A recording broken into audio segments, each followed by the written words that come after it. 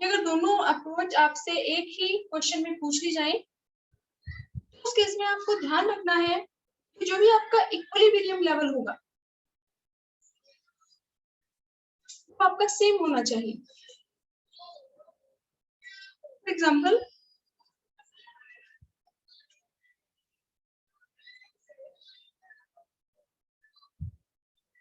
Income, ये हमारा है कंजम्पशन एक्सपेंडिचर, यहाँ हम एस सेविंग्स ले लेते हैं और ये हमारा है investment expenditure. When income is 0, income हम लेते हैं 0, 20, 40, 60, 80, 100।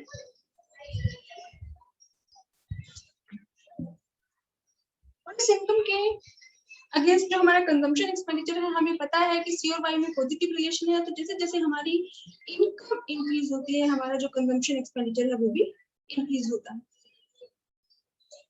जब इनकम 0 है तो कंजम्पशन एक्सपेंडिचर हमारा है 20, जब इनकम 20 है तो कंजम्पशन एक्सपेंडिचर है 30, इनकम 40 है तो कंजम्पशन एक्सपेंडिचर हमारा है 40, इनकम 60 है तो कंजम्पशन एक्सपेंडिचर हमारा है 50,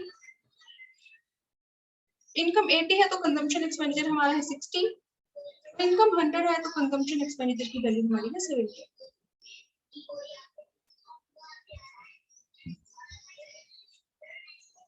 अब अगर हम सेविंग्स कैलकुलेट करें तो सेविंग की पहली हमारी वैल्यू आएगी -20, 20 माइनस में 30 माइनस का 10, 40 माइनस 40 0, 60 माइनस में 50 10, 80 माइनस 60 20 और 100 माइनस 70 30। अब इन्वेस्टमेंट एक्सपेंडिचर हमें पता है कि ये ऑटोनोमस इन्वेस्टमेंट एक्सपेंडिचर है, it remains constant eight every level of income. तो आई की वैल्यू हम यहाँ अज्यूम कर लेते हैं 10 10 10 10। पहली हमारी जो अप्रोच है AS equal to AD approach, इस सिचुएशन में हमारा इक्विलिब्रियम कहाँ है, इस लेवल पे है, at which level of income. इसमें अगर हम देखें तो हमारा जो इक्विलिब्रियम लेवल है वो हमारा है AS इक्वल टू AD और एग्रीगेट डिमांड हमारी इक्वल है C प्लस I की। तो एग्रीगेट डिमांड के लिए हम एडिशन कर लेंगे C और I का, कंजम्पशन एक्सपेंडिचर और investment expenditure. Aggregate demand C plus I। पहली एग्रीगेट डिमांड की वैल्यू हमारी आएगी 20 प्लस में 10 30, 30 प्लस में 10 40, 40 प्लस में 10 50, 50 प्लस में 10 60, 60 प्लस में 10 70 और 70 प्लस में 10 80।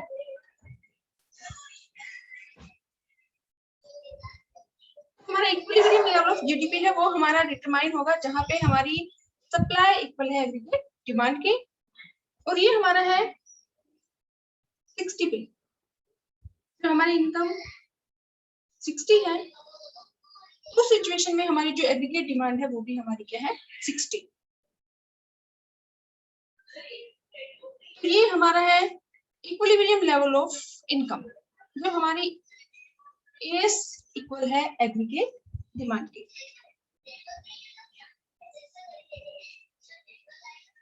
अगर हमसे दोनों अप्रोच एक साथ पूछी जाए तो हमें ध्यान रखना है कि जिस लेवल पे, यानी कि हमारी जो इनकम लेवल है वो 60 है, इसी लेवल पे हमारा S इक्वल टू I होना चाहिए, क्योंकि हमें पता है Y equal to aggregate demand, Y के हमारे जो कंपोनेंट है वो है C प्लस S और एग्रीगेट डिमांड के हमारा जो कंपोनेंट है वो है C प्लस I। इसी हमारा जो है कंजम्पशन एक्सपेंडिचर वो हमारा कॉमन है, तो हम लिख सकते हैं S इक्वल टू I। जिस लेवल ऑफ इनकम पे हमारा इक्विलिब्रियम जीडीपी है using AS equal to 80 approach, उसी इनकम के लेवल पे हमारा एस इक्वल टू आई होना चाहिए। तो अगर हम देखें कि 60 जब इनकम है, हमारी सेविंग्स है 10 और इन्वेस्टमेंट भी हमारी है 10, तो ये क्या है, इक्विलिब्रियम लेवल ऑफ जीडीपी।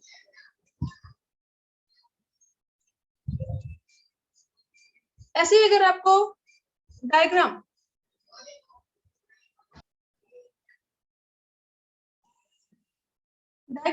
अगर हम इसको प्रेजेंट करें,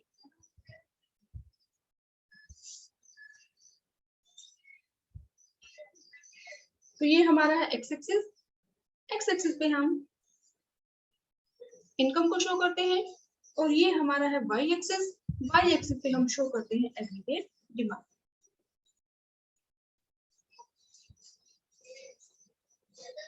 ये हमारा है वाई एग्रीगेट सप्लाई कर 45 डिग्री का एंगल।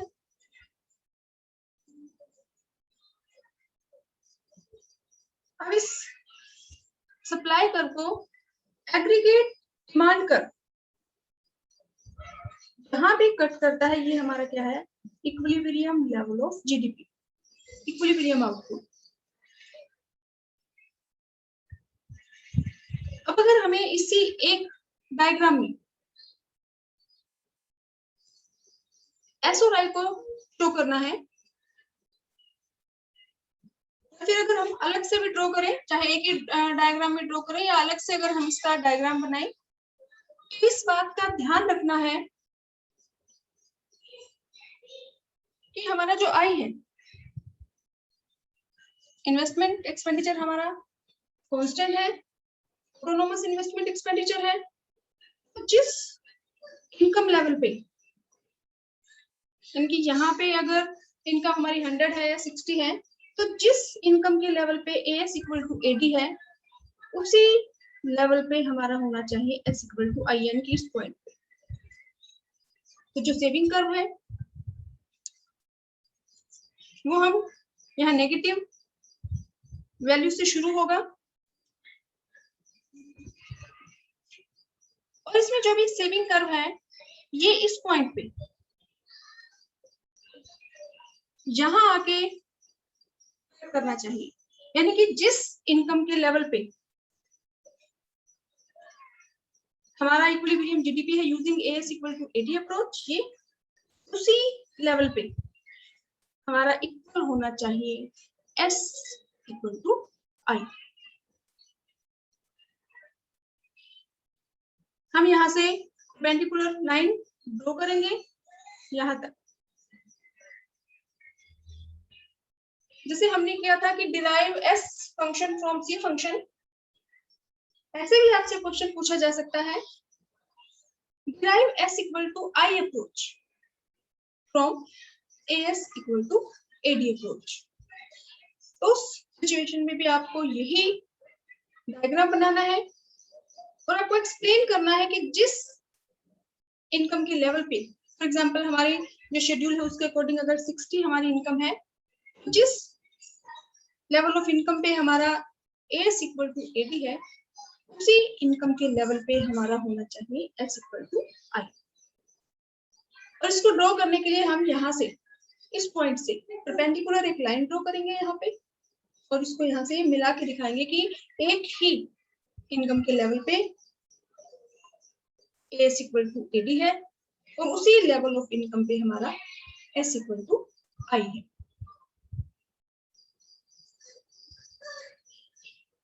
आपको ये भी कहा जा सकता है कि एक ही डायग्राम में दोनों अप्रोच का डायग्राम बनाना है, तो उस केस में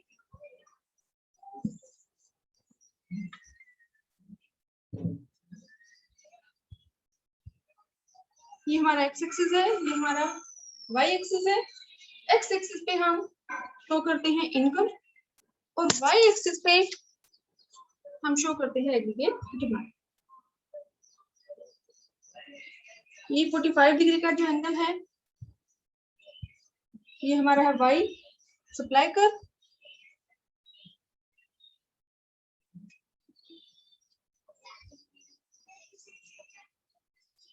इसमें ये हमारा है इन्वेस्टमेंट एक्सपेंडिचर, आयकर,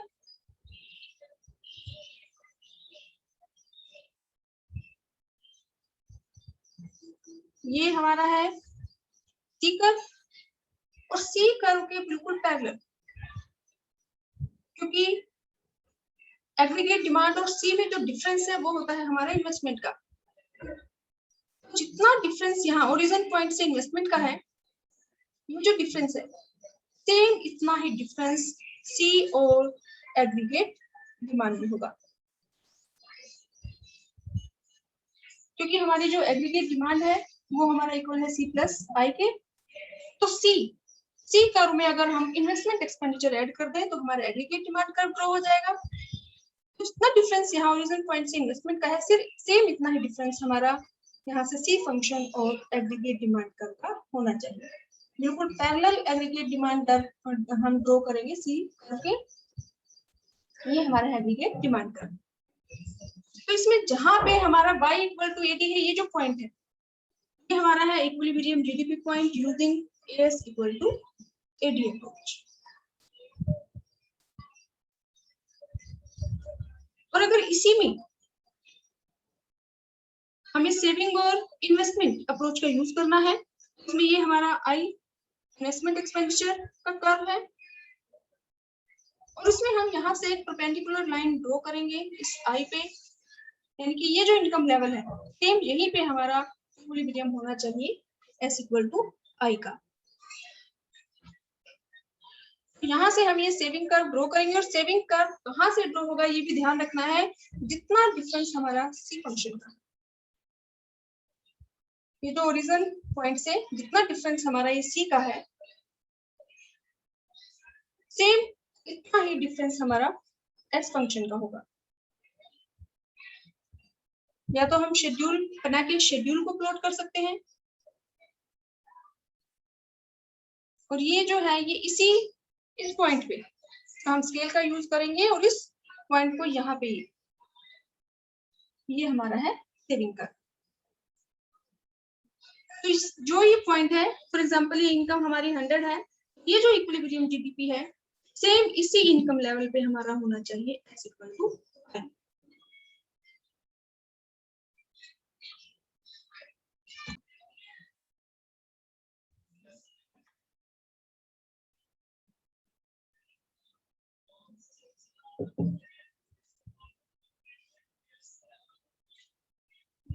effective aggregate demand,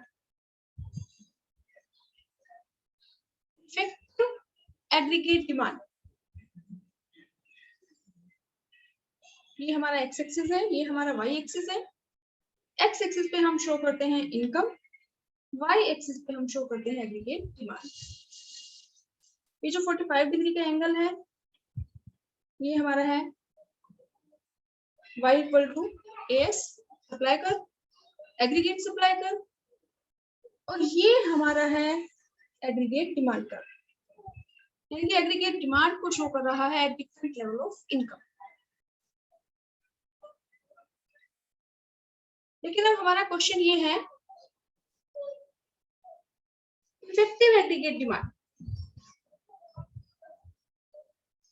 effective aggregate demand means जो ये पॉइंट है जहां पे हमारा इक्विलिब्रियम लेवल ऑफ जीडीपी है, इस पॉइंट पे जो आपकी एग्रीगेट डिमांड है उसको हम क्या कहेंगे, इफेक्टिव एग्रीगेट डिमांड। ये जो एग्रीगेट डिमांड है ये हमारा इंपॉर्टेंट कंपोनेंट है। एग्रीगेट डिमांड के अकॉर्डिंग ही हमारा equilibrium level of GDP determine होता है। अगर एग्रीगेट डिमांड कम है, इक्विलिब्रियम लेवल हमारा यहाँ पे डाउन सेट हो जाता है, और अगर इक्विलिब्रियम जो एग्रीगेट डिमांड है वो अगर हमारी इंक्रीज हो जाए तो हमारा इक्विलिब्रियम पॉइंट जो है वो हमारा अप भी हो सकता है। तो जो इक्विलिब्रियम पॉइंट है ये हमारा डिपेंड करता है एग्रीगेट डिमांड पे। जो एग्रीगेट सप्लाई है वो अपने आप को एडजस्ट करती है और एग्रीगेट डिमांड के इक्वल हो जाती है। इफेक्टिव एग्रीगेट डिमांड वो पॉइंट है, इक्विलिब्रियम पॉइंट, यानी कि वो एग्रीगेट डिमांड जो इक्विलिब्रियम लेवल पॉइंट पे जो होती है उसको हम क्या कहेंगे, इफेक्टिव एग्रीगेट डिमांड।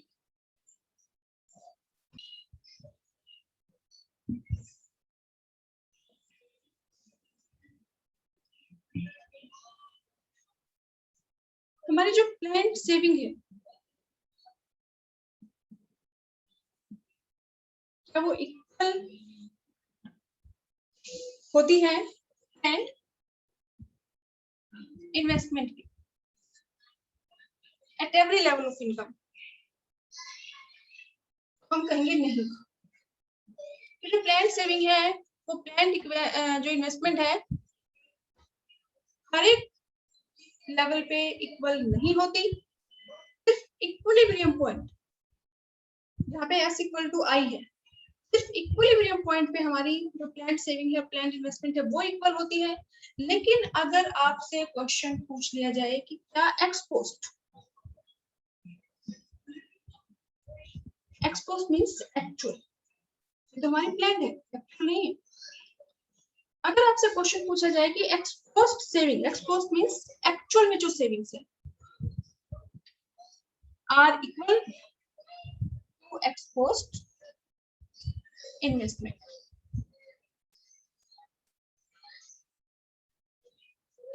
हमारा आंसर होगा यस।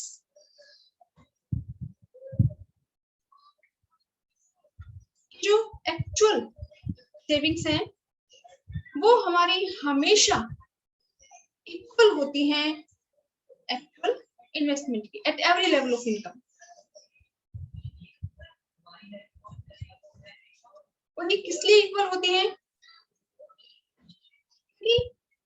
इसमें तो देखो प्लान में तो हमारी सिर्फ प्लान सेविंग है, लेकिन जो एक्सपोस्ट या एक्चुअल जो सेविंग है इसमें हमारी दोनों सेविंग्स ऐड होती हैं, प्लान्ड भी और अनप्लान्ड भी। ऐसे जो इन्वेस्टमेंट है तो हमारा प्लान इन्वेस्टमेंट में तो सिर्फ प्लान इन्वेस्टमेंट है, इसमें अनप्लान्ड इंक्लूड नहीं है। लेकिन जो एक्सपोस्ट इन्वेस्टमेंट है या एक्चुअल इन्वेस्टमेंट है इसमें हमारी इंक्लूड होती है planned investment as well as unplanned investment।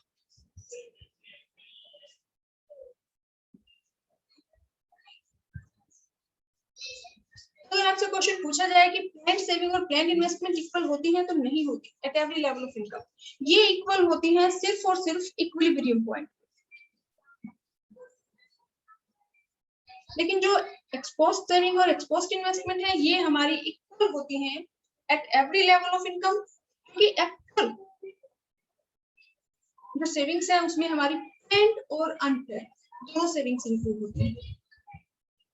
तो हमारा जो एक्सपोस्ट या एक्चुअल इन्वेस्टमेंट है इसमें भी हमारा प्लान्ड और अनप्लान्ड इन्वेस्टमेंट है दोनों इंक्लूड होती है। इसीलिए जो एक्चुअल सेविंग्स है और एक्चुअल इन्वेस्टमेंट है वो हमारा इनकम के हर एक लेवल पे इक्वल होता है। ये 1 मार्क में आपसे पूछा जा सकता है।